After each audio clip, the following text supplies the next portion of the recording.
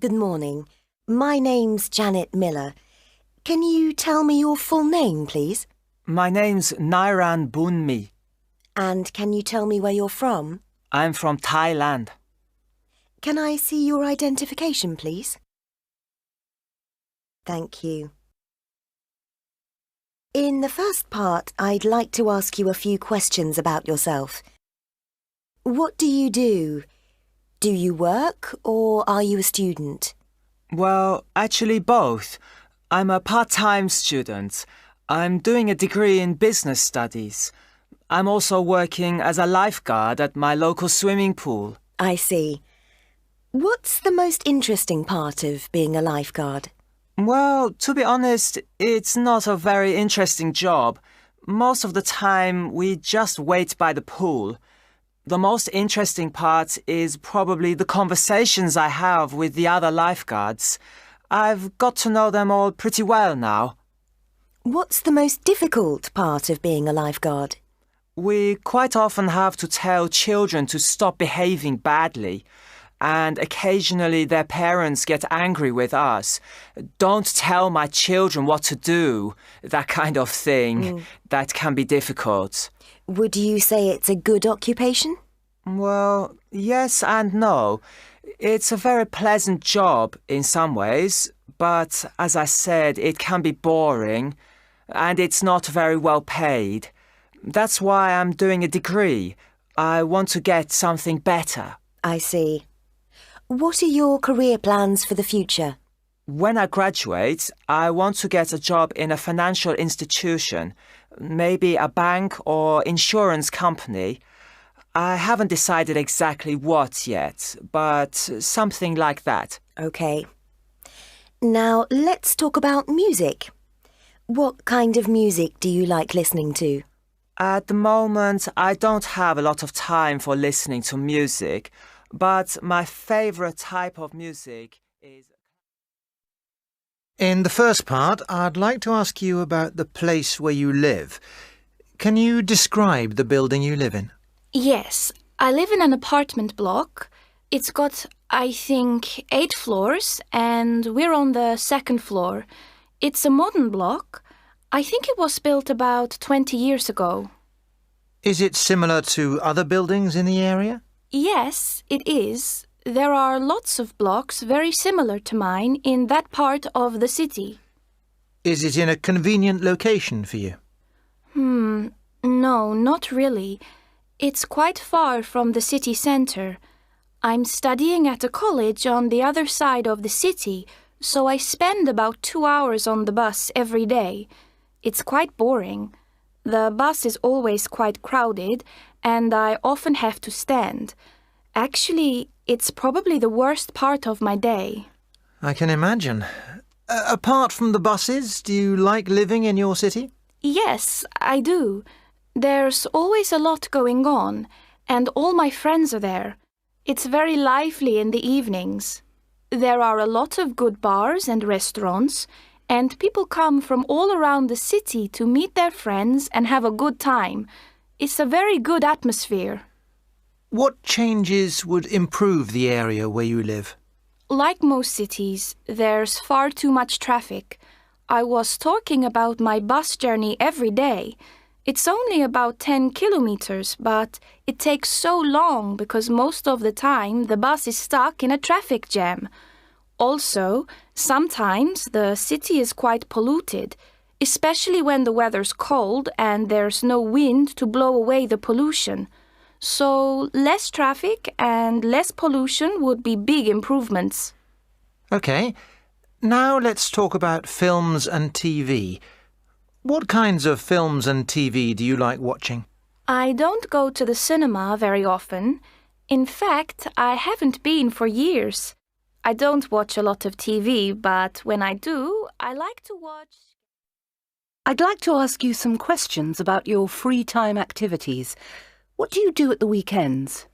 Well, my final exams are next month, so at the moment I don't really have any free time at the weekends or any other days.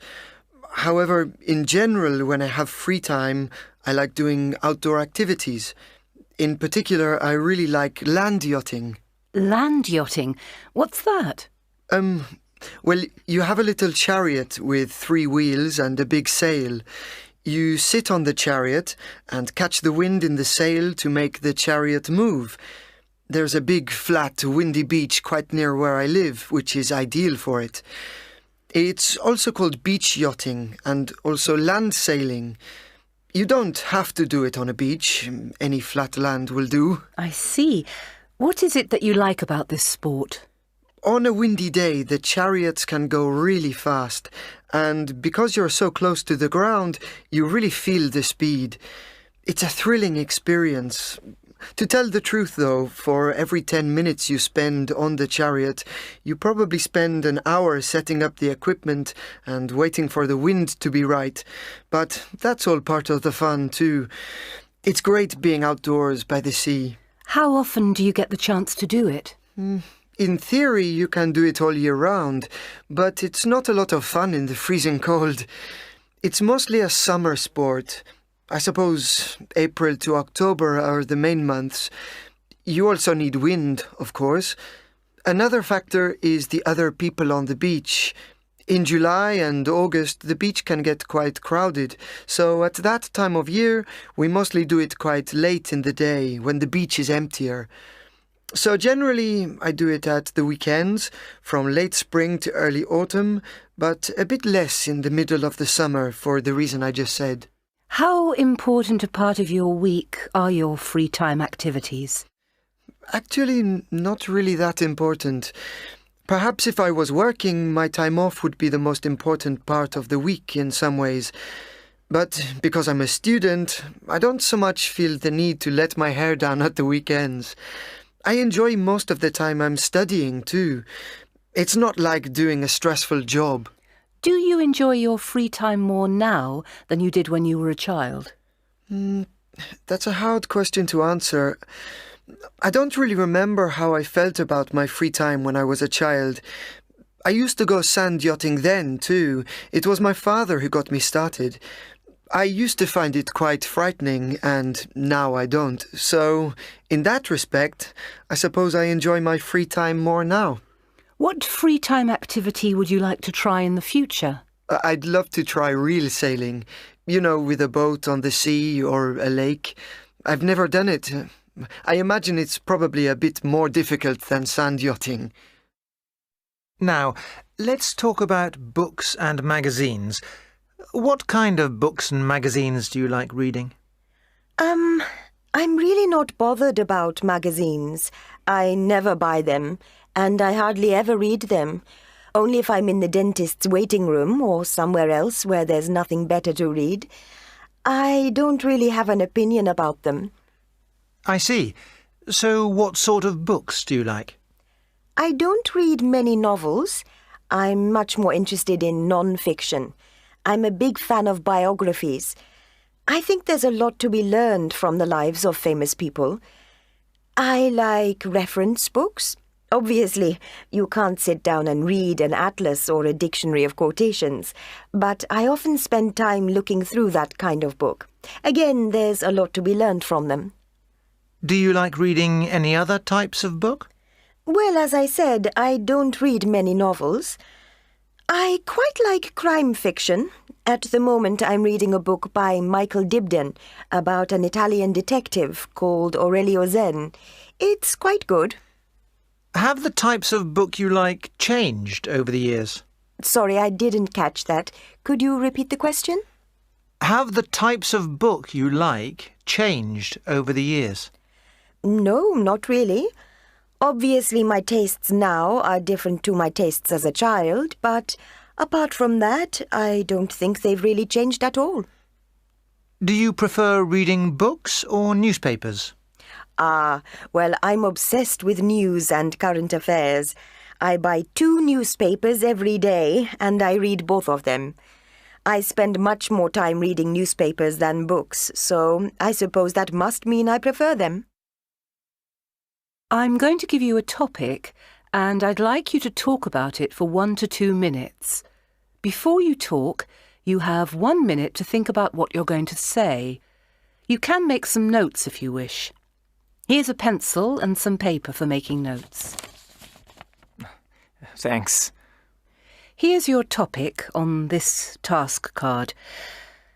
I'd like you to describe the job or career you have or hope to have in the future. Okay, thank you. Now, remember that you have 1 to 2 minutes for this. Don't worry if I stop you. I'll tell you when the time is up. Can you start speaking now, please? Right, okay. I'm going to talk about my job as a waiter. It's not a very difficult job, of course, but it's more complicated than most people think. The customers are spending a lot of money and they expect to have a perfect evening. You have to be kind of an actor, playing the role of the perfect waiter. It can be hard to do that at the end of a long evening when you're tired, but I try my best. Most of the customers seem nice people.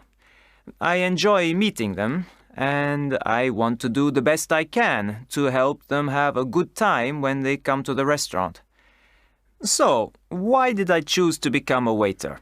Well, actually, I didn't really choose it. A couple of years ago, I had just finished college and didn't have a job. A friend of mine was working in the restaurant and somebody was off sick, so I went to help out for a few days. Then I just stayed. I started to like it. The basic pay is very low, but I earn quite a lot in tips, so in fact, it's quite well paid. The best part is that I have a lot of fun with the other people who work there. We're all really good friends. The only part of the job I really don't like is the hours. I can never go out on a Friday or Saturday night because I'm always at work. However, I'm not going to do this job for the rest of my life. I've been applying for other jobs recently. What sort of jobs have you been applying for? My degree is in media studies, and so I'd really like to work in the media in some form. So I've been applying to local radio stations and a local TV production company. They don't have any vacancies at the moment, but I keep reminding them who I am. I'm going to apply to some other companies related to the media as well. Good luck with that. Can I have the task card back, please? Thanks. We've been talking about jobs. I'd like to discuss with you 1 or 2 more general questions relating to this. Let's consider the balance between work and free time. Do you think that the balance between work and free time in your country is about right? I think it depends. For example, people who have government jobs mostly only work around 37, maybe 40 hours a week. However, in my country, a lot of people have their own small businesses. Really, a lot of people. And if you have a shop, for example, it can be difficult to decide to close. You don't know if another customer is just about to come through the door with a lot of money to spend. From what I've seen, people with their own shops regularly work extremely long hours, up to perhaps 14 hours a day, 7 days a week. The same can be true for other people who work for themselves. I see. And what problems can be caused by too much work, do you think? It can cause problems for family life, in my opinion. It's obviously not very good for children if they hardly ever see their parents. And from what I've seen, it can be very bad for relationships between married couples if they just work continuously and never have any fun together. I'm sure this is a common reason for divorces. What can people do if they feel they are expected to do too much work? Well, there's a law in my country which limits the working week to, I think it's 48 hours per week, maybe even less. But bosses frequently take no notice of this, so it can be a problem. If somebody is asked to work more than this, they should speak to their boss and ask to be given less work. But, of course, this can be difficult. It's not always easy to make a complaint to your boss. From what I've seen, they tend to make employees feel guilty for complaining. Now, let's consider workaholics. Why do you think some people work so much that they become workaholics? Workaholics? Obviously, it depends on the person, but in my experience, it's not really the money that makes them workaholics. I think it's just something in their personalities which doesn't allow them to stop thinking about work and switch off. For example, I have a friend who runs his own website. He works on it all the time. I don't think he sleeps much. But he doesn't make a lot of money from it, just enough to live. And I don't think he would make less money if he worked on it less. He's become a perfectionist. Every part of the site has to be absolutely perfect. It's become a kind of obsession for him. I think he's happy, but he just doesn't really have any interests at all, apart from his work. I guess that's just how he likes to live his life. It's up to him. Thank you very much. That's the end of the speaking test. Hey, listen!